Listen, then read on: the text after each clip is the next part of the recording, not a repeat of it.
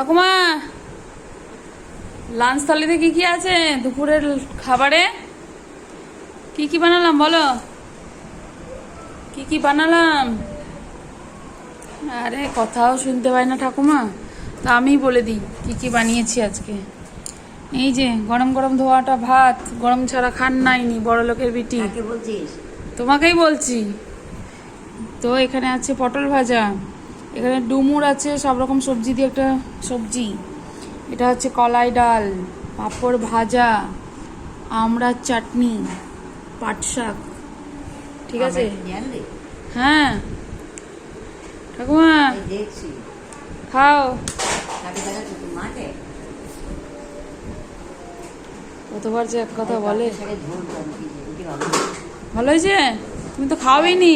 অনেক ঝোল থাকে। তো এটা দুপুরের লাঞ্চ থালি, নিরামিষ, পিওর ভেজ। এটা খাবেন না? ওহো, কি গো, কেমন হয়েছে? ভালো?